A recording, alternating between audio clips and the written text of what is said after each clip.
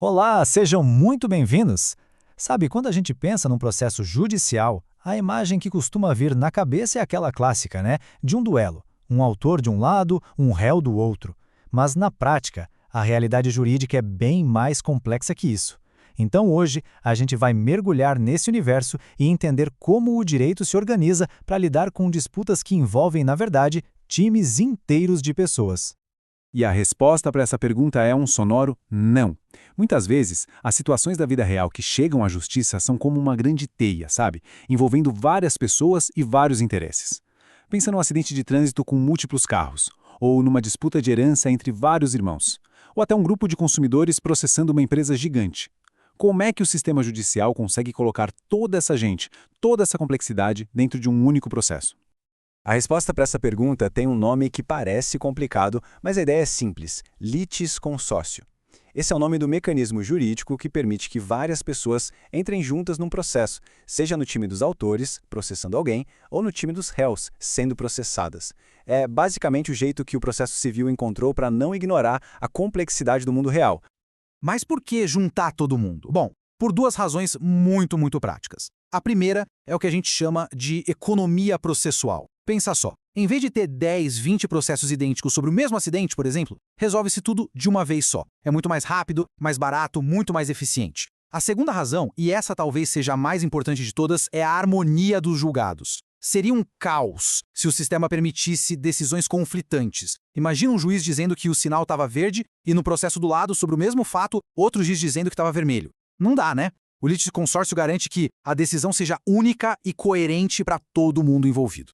Ok, para a gente conseguir organizar essa ideia toda, o direito cria classificações. Eu sei, à primeira vista pode parecer só mais complicação, mais nome para decorar, mas a melhor forma de enxergar isso é como um mapa. Se a gente entende as coordenadas desse mapa, a gente consegue localizar e entender qualquer tipo de litisconsórcio que aparecer na nossa frente. E esse nosso mapa se baseia em 4 critérios principais. A gente pode classificar o litisconsórcio olhando para a posição das partes. São vários autores, ou seja, ativo, ou são vários réus, passivo. A gente olha também para o momento em que ele surge. Já começou assim, desde o início, ou alguém entrou depois? Outro ponto é a obrigatoriedade. Formar esse grupo é uma escolha, ou seja, facultativo, ou é uma exigência da lei, o necessário? E por fim, uma olhada no resultado. A decisão do juiz pode ser diferente para cada um do grupo, o que a gente chama de simples, ou ela tem que ser uma só, igualzinha para todo mundo, que é o unitário. Vamos começar pelo mais comum, pela situação em que as partes escolhem entrar juntas na briga. Esse é o litisconsórcio facultativo. Ninguém é obrigado a nada aqui. As pessoas simplesmente percebem que, estrategicamente, lutar em grupo é melhor, ou mais barato, ou mais rápido. É uma questão de conveniência. E a lei permite essa escolha em 3 cenários básicos. Primeiro, quando existe uma comunhão de direitos. Pensa em 3 irmãos que são donos do mesmo terreno e precisam processar um invasor. O direito é de todos eles. Segundo, quando há uma conexão entre as causas. Pensa nas vítimas de um mesmo acidente de ônibus processando a empresa de transporte. A origem do problema é a mesma para todo mundo. E por último, por afinidade de questões. Por exemplo, vários servidores públicos que pedem o mesmo reajuste salarial com base na mesma lei. A lógica em todos os casos é unir forças para economizar tempo, dinheiro e esforço. Certo? Agora a gente vai entrar na parte que, honestamente, mais causa confusão, mas que é absolutamente fundamental para entender o litisconsórcio de verdade, a diferença entre o que é necessário e o que é unitário. As palavras parecem sinônimos, né? Mas no direito elas apontam para coisas bem diferentes. Olha, a chave para destravar isso aqui é entender o foco de cada conceito. O litisconsórcio necessário foca em quem participa. A pergunta é quem, por força da lei ou da natureza da relação, deve obrigatoriamente estar no processo. Já o unitário foca lá na frente, no resultado. A pergunta é: a sentença do juiz, por sua natureza, tem que ser a mesma, idêntica para todo mundo do grupo? Percebe? Uma coisa é quem tem que ser chamado para a festa, outra coisa é se o resultado da festa tem que ser o mesmo para todos. É uma diferença sutil, mas com consequências gigantescas. Vamos pegar um exemplo prático para isso ficar claro. Uma ação de uso capião, aquela para conseguir a propriedade de um imóvel pelo tempo de uso. A lei manda que todos os vizinhos do imóvel sejam citados, chamados para o processo. Ou seja, a participação deles é necessária. Mas a decisão final não precisa ser unitária. O juiz pode, por exemplo, reconhecer a usucapião em relação ao vizinho da direita, mas negar em relação ao vizinho dos fundos, se este provar que uma parte do terreno, na verdade, é dele. Viu que interessante? É um litisconsórcio necessário, mas simples, não unitário. E por que essa distinção toda importa tanto? Por causa das consequências, do estrago que um erro aqui pode causar.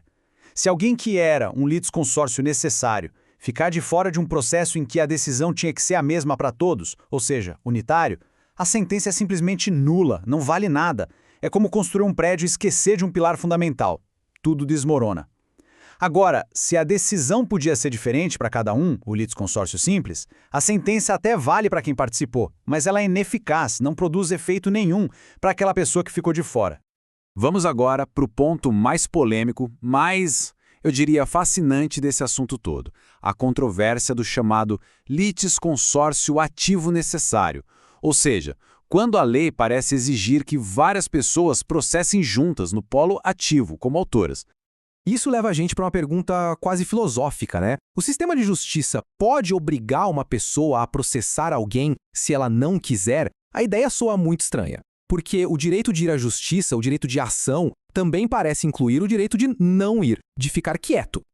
E aí que está o impasse teórico. De um lado, tem uma pessoa que precisa que outra entre no processo com ela para poder exercer seu direito. Do outro lado, tem essa outra pessoa que, por qualquer motivo, simplesmente não quer processar ninguém. É um direito fundamental batendo de frente com o outro. Como é que se resolve um nó desses? A lei não deu uma resposta pronta. Então, o Superior Tribunal de Justiça, o STJ, teve que construir uma solução. E foi uma solução muito pragmática, muito inteligente. O STJ disse o seguinte: o juiz não vai obrigar ninguém a virar autor à força.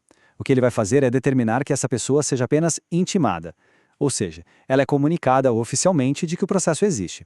E aí, com essa informação em mãos, ela decide o que fazer. Ok, quero entrar como autor, ou não, obrigado, não tenho interesse.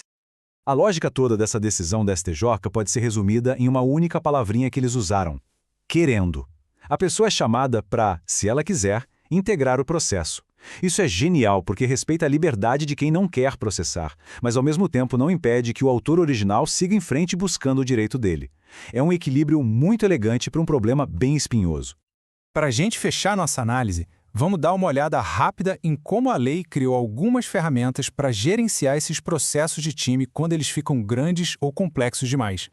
Às vezes, especialmente no litisconsórcio facultativo, o grupo cresce tanto, mas tanto, que vira o que a gente chama de litisconsórcio multitudinário. Estamos falando de centenas, às vezes milhares de pessoas no mesmo processo. E aí aquilo que era para ser uma solução de eficiência vira um problemão, vira um verdadeiro engarrafamento processual que atrapalha a rapidez e pode até dificultar o direito de defesa. Para evitar esse caos, a lei dá ao juiz um poder de gestor, quase um controlador de tráfego aéreo do processo. Ele pode olhar para aquela multidão e limitar o número de litigantes em cada processo. Ele pode determinar que o processo seja desmembrado em vários grupos menores, mais gerenciáveis, que vão tramitar de forma separada. Ninguém perde o direito, veja bem, mas a organização garante que o processo consiga andar. E para finalizar, uma última pergunta: como esses parceiros de processo se relacionam entre si? Bom, depende. Se o litisconsórcio é simples, ou seja, a decisão pode ser diferente para cada um, a regra é a da autonomia. É o famoso cada um por si. Se um recorre e o outro não faz nada, a decisão só vai mudar para quem recorreu. Agora, se o litisconsórcio é unitário e a sorte de todo mundo está amarrada, a regra vira a da comunhão, quase um todos por um. Se um dos membros do grupo pratica um ato que beneficia a todos, como apresentar um recurso muito bom, esse ato aproveita a todo mundo, mesmo para aqueles que ficaram parados e não fizeram nada. No fim das contas, o litisconsórcio é isso: um constante exercício de equilíbrio. Um equilíbrio entre a busca pela eficiência do sistema de justiça e o respeito pela autonomia de cada indivíduo. E encontrar esse ponto ideal é o grande desafio que torna esse tema tão relevante no dia a dia do direito. A pergunta que fica para a gente pensar é: nessa balança da justiça, o que deve pesar mais? A força do coletivo ou a vontade de cada um?